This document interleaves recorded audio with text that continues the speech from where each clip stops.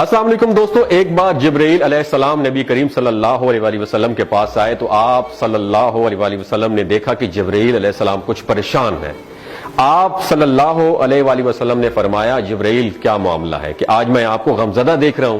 تو جبرائیل علیہ السلام نے عرض کی، اے محبوب، کل میں اللہ پاک کے حکم سے جہنم کا نظارہ کر کے آیا ہوں، اس کو دیکھنے سے مجھ پہ غم کے آثار نمودار ہو رہے ہیں۔ نبی کریم صلی اللہ علیہ وسلم نے فرمایا کہ جبرائیل مجھے بھی جہنم کے حالات بتاؤ۔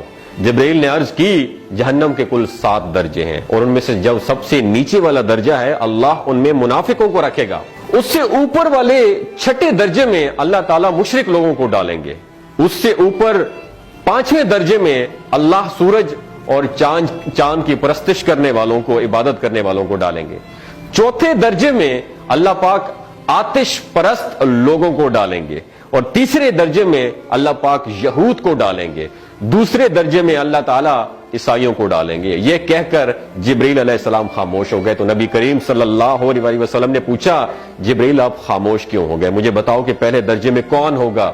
جبرائیل علیہ السلام نے عرض کیا کہ اے اللہ کے رسول، پہلے درجے میں اللہ پاک آپ کی امت کے گناہگاروں کو ڈالیں گے۔ جب نبی کریم صلی اللہ علیہ وسلم نے سنا کہ میری امت کو بھی جہنم میں ڈالا جائے گا تو آپ بے حد غمگین ہو گئے اور آپ نے اللہ کے حضور دعائیں کرنا شروع کر دی۔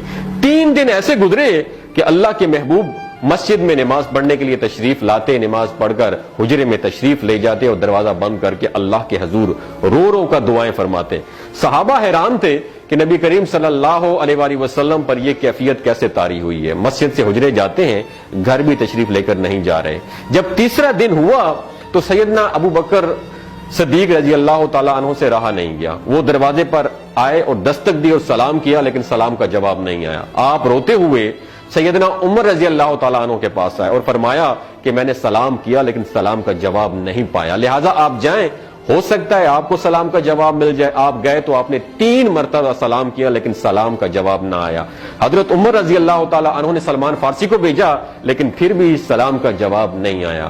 حضرت سلمان فارسی نے واقعے کا تذکرہ حضرت علی رضی اللہ تعالیٰ عنہ سے فرمایا۔ انہوں نے سوچا کہ جب اتنے عظیم شخصیت کو سلام کا جواب نہیں ملا تو مجھے بھی خود نہیں جانا چاہیے، بلکہ مجھے ان کی نور نظر بیٹی حضرت فاطمہ رضی اللہ تعالیٰ عنہا انہیں اندر بھیجنا چاہیے۔ لہٰذا آپ نے حضرت فاطمہ رضی اللہ تعالیٰ عنہا کو سب احوال بتا دیا۔ آپ حجرے کے دروازے پر آئیں، ابا جان السلام علیکم، بیٹی کی آواز سن کر محبوب کائنات اٹھے، دروازہ کھولا اور سلام کا جواب دیا۔ ابا جان، یہ آپ پر کیا کیفیت ہے کہ 3 دن سے آپ یہاں پہ تشریف فرما ہے؟ نبی کریم صلی اللہ علیہ وسلم نے فرمایا کہ جبرائیل نے مجھے آگاہ کیا ہے کہ میری امت بھی جہنم میں جائے گی۔ فاطمہ بیٹی، مجھے اپنی امت کے گناہگاروں کا غم کھائے جا رہا ہے اور میں اپنے مالک سے دعائیں کر رہا ہوں کہ اللہ ان کو معاف کر دے اور جہنم سے بری کر دے۔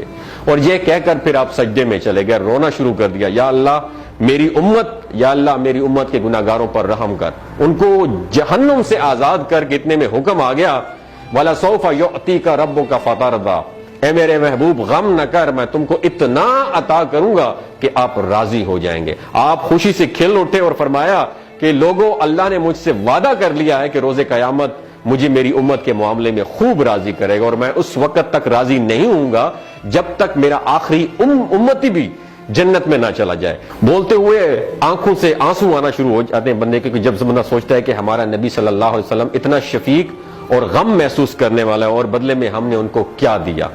آپ کا 1 سیکنڈ اس ویڈیو کو دوسرے لوگوں تک پہنچانے کا سورس ہے۔ میری آپ سے عاجزانہ اپیل ہے کہ لا حاصل اور بے مقصد پوسٹیں ہم شیئر کرتے رہتے ہیں، لیکن آج اپنے نبی کی رحمت کا یہ پہلو کہیں ہم سے مس نہ ہو جائے۔ ایک شیئر کر کے اپنا حصہ ضرور ڈالیے گا، کیا پتہ کون گناہگار پڑھ کر راہ راست پہ آ جائے اور دوسروں کو تھوڑی سی ہدایت مل جائے۔ کہنے کا مقصد یہ ہے کہ ایک نبی ہمارے لیے اتنا غم خوار ہے اور ہم یہاں بیٹھ کے اس کی امت کے اوپر اتنے مظالم ڈھائے جا رہے ہیں، ہمارے فلسطینی بھائیوں پہ اتنا ظلم کیا جا رہا ہے، لیکن ہم ٹس سے مس نہیں ہو جا رہے۔ آج ہمارے پاس اگر تلواریں ہوتی تو ہم تو بالکل سوچنا ہی ختم کر دیتے، لیکن آج ہمارے پاس میزائل ہیں، آج ہمارے پاس ایٹم بم ہے، لیکن پھر بھی ہم بے حس بنے ہوئے ہیں۔ اللہ تعالیٰ ہمیں ہدایت نصیب فرمائے، اللہ تعالیٰ ہمارے لیے آسانیاں پیدا فرمائے اور اللہ تعالیٰ ہمیں نیک کام کرنے کی توفیق عطا